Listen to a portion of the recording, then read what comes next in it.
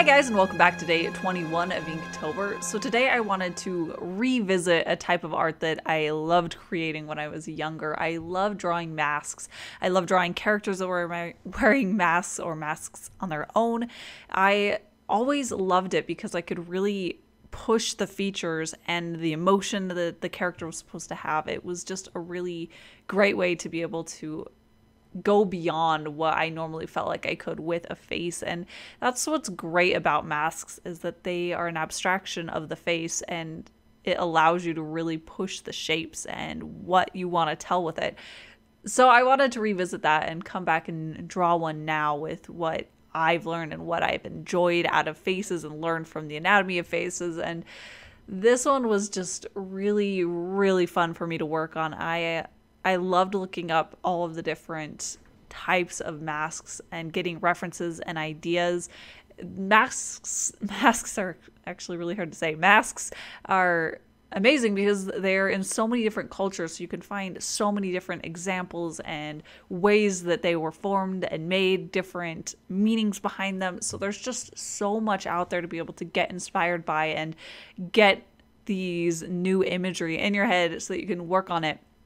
So I think that was something that I really got a lot out of as far as working on this project in this piece, is that it opened my eyes up to a lot more shape language that I don't normally think about, because I'm looking up these types of arts, this type of art that I haven't really done a lot of research in. And I think that that's a huge way to really improve your work, is to look up different ways that other cultures and other people and different disciplines create art, and find different shapes that they use to make it, and different experiences that end up getting put into these pieces of artwork. So I don't know, I just had a lot of eye-opening experiences working on this one, as far as looking through and gaining a better knowledge of what I can do in the future.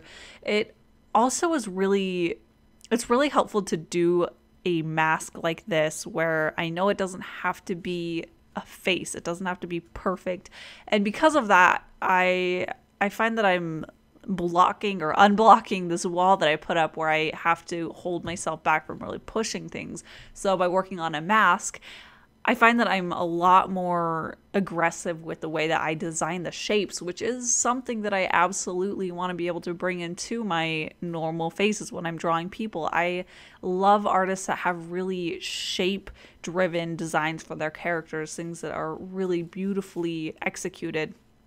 And that's something that I know that I lack in a little bit, is this ability to turn the shapes into the things. I think that I get a little bit too caught up in the details first, and working on masks is a great way for me to be able to separate myself from the fact that it's a face and push it farther than I would have if I had been working on a face. And when I was planning out the composition for this piece, I played around with several different ways to execute it. The first, most straightforward way that I went with it was just a completely symmetrical, straight-on composition where the mask was right in the center, and then I had these curtain-type shapes framing it in. And ultimately I decided to push it outside of the box. I mean, it's not that far from it, but I am really trying to be a little bit more aware of the decisions I'm making compositionally, and not letting myself fall on these automatic choices, but I'm trying to push them so that I'm thinking in a more dynamic way. So I decided to put the mask a little off center, and to balance that out, I have more of this hair that's flowing off the mask, where it wraps back up on top, and it has a little bit more mass that's part of the hair on that side. That balances out a lot of that empty space, or would be empty space, on the side. So that's just something you need to be aware of when you're designing asymmetrical compositions, is to make sure that it's balanced out, and that visually it doesn't feel like everything is weighing down on one side. Where if I didn't have that hair that was going and breaking the edge of the painting, if I didn't have that at all, it would feel really unbalanced, and it would feel a little bit uncomfortable to look at, because everything would be shifting to the left and feeling like it's pulling itself over. But because I have that strand of hair that's dark, so it has a lot of impact, and it's breaking the composition and then coming back in, in, it grounds it out so that it feels a lot more like it's weighing it down and it's keeping it steady. In fact, you can kind of think of it just like weights or like teeter-totters even, which is actually something that I learned, is that it really does visually, if something has more weight to it, it tips it down and makes the eye draw to it. So you want to be able to keep it balanced. And that is it for today's Inktober. I do post a daily Inktober video, so I'll be back tomorrow with another one. And as always, I do have the original of this painting available as well as prints. So if you'd like to check that out, I have a link in the description as well as in the end card.